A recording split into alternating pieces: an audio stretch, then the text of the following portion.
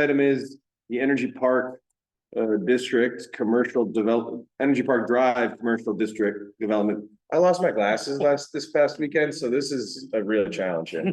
Energy Park Drive Commercial Development District Expansion. And there's an overview PDF that is appears to be like a letter from or to the city, to the Planning Commission. And I think we have someone here to answer some questions for us. So Dan Nagelic, Deputy Director of DSI, is on the Zoom line. Great. Dan, do you feel comfortable giving us just kind of an overview of how this came about and contextualize what it is for us? I sure can. Thank you, Shevik, and good evening, everyone. Can you hear me? Yes, we can. Okay, excellent. Thanks for the opportunity to present this evening. So a commercial development district is anything but what it sounds to be. So when you think of commercial development district, you think of anything but alcohol.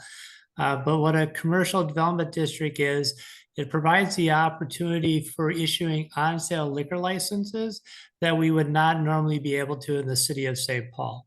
So sort of a liquor 1001 in the city of St. Paul, outside of downtown and a commercial development district, we can only issue on-sale liquor licenses to restaurants, hotels, and private nonprofit colleges. So anything else needs to be in a commercial development district. So what we have here, and so, but you're going to say, but there are bars outside of downtown. How do they exist? And those are grandfathered in. So commercial development districts is relatively, in the scheme of things, a unique feature that happened when also a grandfather of the existing bars were out there. So if you see bars out there and they're not in a commercial development district, that's because they were grandfathered in before the rules were put in place on that we can only issue certain on-sale liquor licenses outside of downtown or a commercial development district.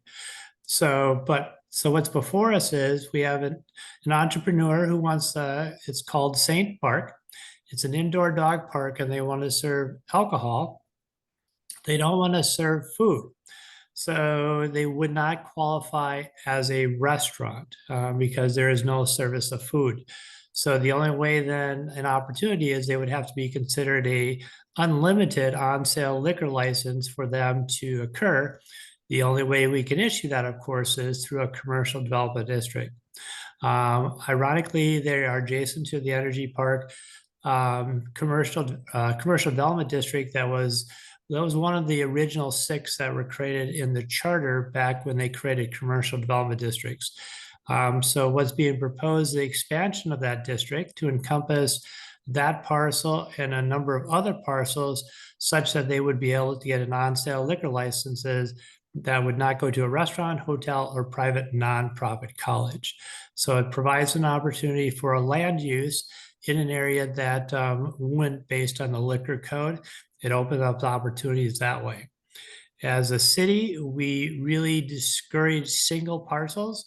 And we've had a number in the past 10, 15 years of single parcels. We'd rather have districts. In this case, it is part of a district.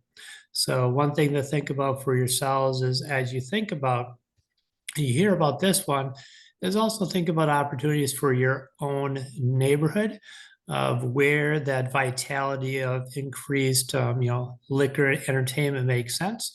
We're always open to entertaining and working with communities and council members about where specific areas make sense that offer different types of vitality, and commercial development districts offer that. They're clearly, intended for certain purposes and certain areas, and yourselves also know, where some of those areas are. But they do create some economic opportunities, but in appropriate areas. So the commercial development district that's before you, there is a public hearing on August 6th before the council. What has happened thus far is the Planning Commission, as you can see in the staff report, has reviewed it, and they have indicated that it is in line with the comp plan for the city of St. Paul.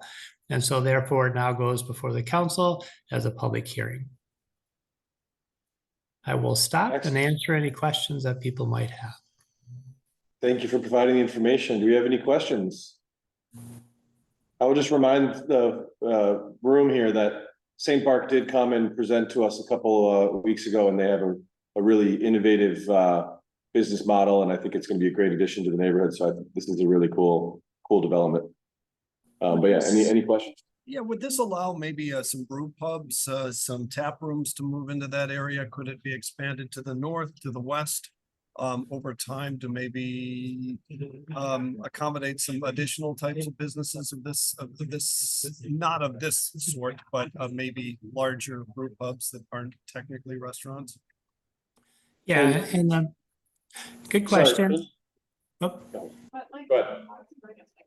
Go ahead, my bad. okay, no problem.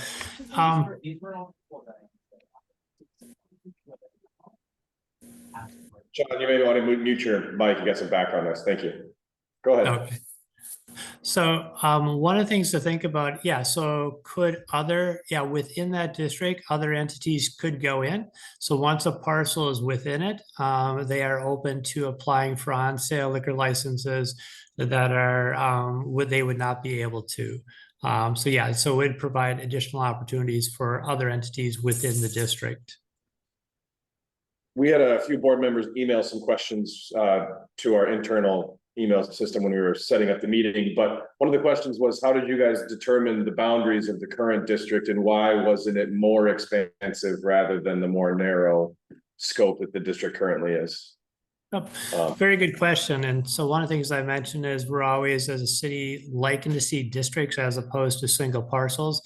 Unfortunately, right now, sort of the way this develops based on resources and priority is when we are approached by an entrepreneur who wants to create an opportunity, is we're sort of working with them to bring this into being. And then, you know, if there's a greater community interest, we had that with the Creative Enterprise Zone. There was a lot of community interest that had been expressed, and the person who was seeking it was aware of it, and then they sort of supported a larger community process. In this case, there's a time frame situation, needing to move forward on this, but it's one of those things, you know, once again, as a neighborhood, if you want to look at your area and think of where some of those opportunity areas might be, there's always that opportunity to create the district that's either larger or one that's in a different location. But this was sort of a single entrepreneur, time constraints, and just resources. But what we've done back before COVID, when we were really starting to try to create a better sort of a proactive approach, we developed a number of districts along University Avenue. We have those still on the drawing board, where we had commercial development districts all the way along University Avenue in pockets where it made the most sense. Unfortunately, with COVID and then with work resources, that has not come back to the table, but hopefully in the near future, it will be more proactive as a city creating these districts and support some of that economic vitality. Yeah, and Dan, just for a little additional context, the area that it's expanding to for St. Mark is just like, it's like a block away from kind of one of the larger four Como commercial nodes right on Como and Snelling there, where like Nelson's Cheese and Deli is. So I think there was just some thought, just like taking a step back, why didn't they consider just expanding it to this? And I hear that you're explaining that it was to satisfy a specific need. Yep. And the good news, it doesn't preclude any conversations. Hopefully the education then, you know, as if something you want to take it up as a district council, is something that can be looked at. I can think of maybe unintended side effect, which would be that it's very close to the state fair. Could you imagine businesses sprouting up along Como Avenue to take advantage of, if it were to proceed bigger, would there potentially be businesses we hadn't thought about, you know, that sort of thing? Yeah. And that's where, you know, knowing your businesses in your neighborhood, knowing your neighborhood, what areas make sense for increasing that has a higher intensity, because like anything else, as we all aware of, you know, alcohol does bring its negatives too. And it's that energy, you want to make sure it's matched up with the right residential energy. And what are those locations? And if you find those locations, you can create some great opportunities that really helps the neighborhood, but also helps, you know, the economic vitality too. Great. And then just one more process clarification. St. Bark will still need to apply for a liquor license once this is approved and there'll be a public process for that as well. Yeah, excellent. Great question. What do we always, and one thing to think about too, when we create districts, if you create it for one entity, which is why we don't like to, is knowing that once a district's created, to Shevik's point is then yes, somebody has to actually apply for a license. And you may be, oh, we're creating it for St. Bark, but you have to be conscious of somebody else can come in with an on-sale liquor license unlimited and have a completely different business model. And so that's why we always tell people, you know, think beyond that business and think about what's the vitality. But yes, that will go through the community notification process. We're expecting that community notification should be going out shortly in regards to it. So, but yeah, that is a separate process and they'll probably come together close to the end of approvals. Excellent. Thanks for the great information. Any final questions? Awesome. Well, yeah, thanks for joining us to fill us in on that information. Seems like an exciting opportunity for the neighborhood. So great news. Excellent. Thank you for your time. Appreciate it. Take care. Take care.